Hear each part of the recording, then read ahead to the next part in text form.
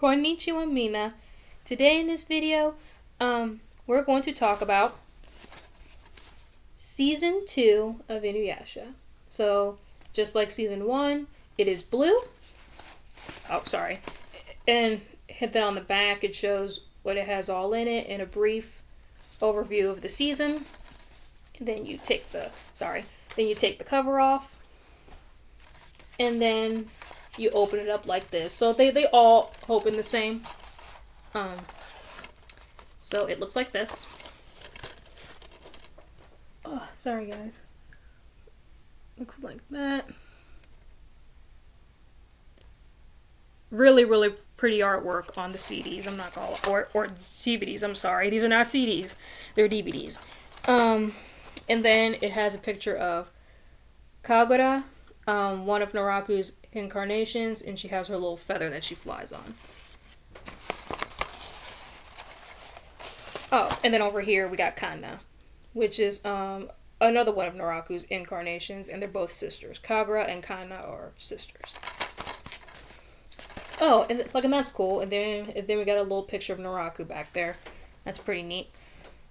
So, yeah, guys, let's just talk about Season 2 of Inuyasha.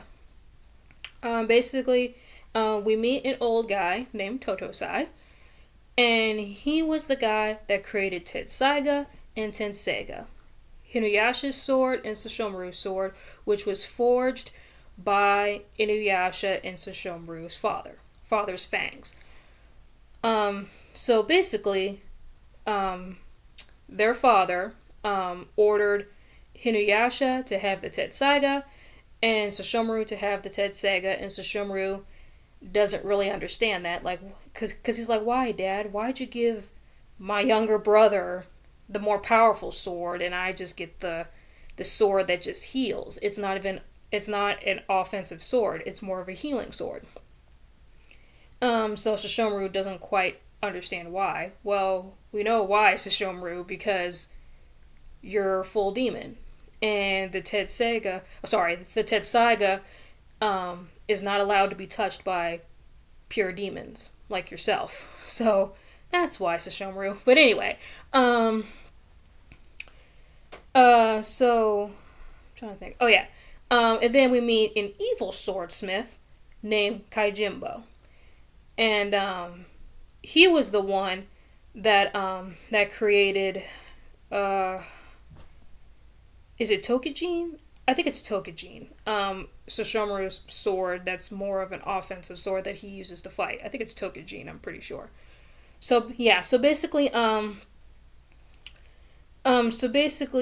Goshinki, which is another one of Naraku's incarnations, Sesshomaru uses the fangs from Goshinki because Inuyasha killed Goshinki by going into his demon form. So basically Sesshomaru hired Kaijimbo to forge Tokijin, which is from Goshinki's fangs.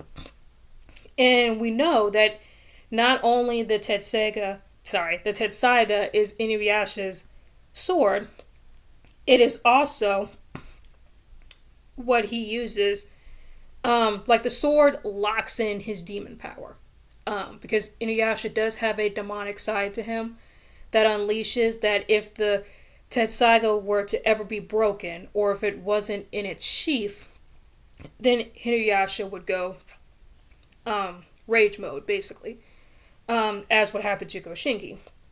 Basically, Inuyasha swings the sword towards Goshinki, and then Goshinki bits and breaks the Tetsaiga, and then Inuyasha goes into his demonic form, killing Goshinki just secondhand.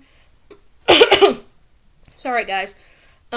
So that's another thing that we learned about Inuyasha and the Tetsaiga, is that it locks in his demon form, because he will go insane and he will literally kill his own friends, literally, if that is not under control. But of course, Kagome puts him in that control.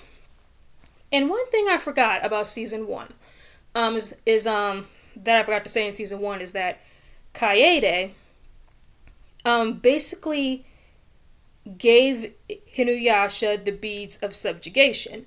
So if you guys look at Inuyasha, he has these beads around his neck. Those are the beads of subjugation that Kaede puts around Inuyasha's neck. So basically, Kagome can just kind of like make Inuyasha behave, kind of. So Kagome says "sit, boy," basically, and that will make Inuyasha like fall flat on his face. So those beads around his neck kind of keeps him in control. So kind of like a leash. Basically, Kaede puts a leash around. Kaede puts a leash around Inuyasha's neck, and Kagome is kind of like controlling him. Kind of like a dog owner controls their dog. Basically, is how that is. But anyway, back to season 2. Now, let's see. So we get a lot of incarnations in season 2. So we got Goshinki. We got is there any more incarnations that we see? Yeah, we get Kagura, we get Kanna. And then we got Joromaru and Kageromaru. So, like I said before, a lot of incarnations that Naraku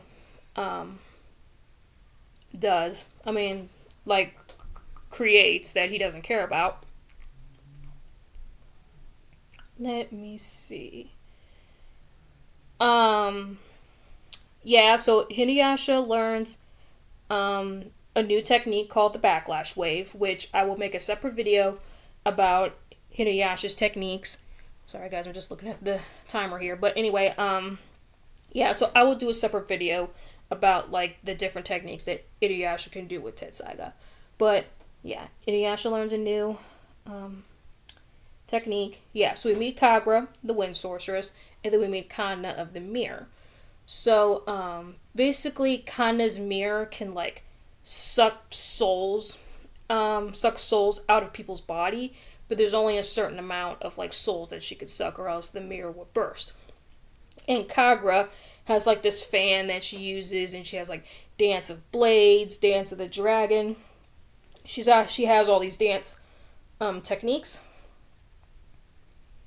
Is this when we meet Koga? I think this is when we meet Koga. Yeah, so we do meet a new character, Inuyasha's rival, Koga. We meet Koga, we meet Hikaku, and then we meet Genta. So those are like Koga's two friends that he has. And basically, Koga and Inuyasha have like this this rival towards each other. They really want to fight for Kagome because Koga is in love with Kagome. He really likes her and stuff, and Inuyasha has a problem with that because Inuyasha secretly likes Kagome. So they fight over that and stuff, which is really, really funny. And we know Koga, he's the leader of the Wolf Demon tribe.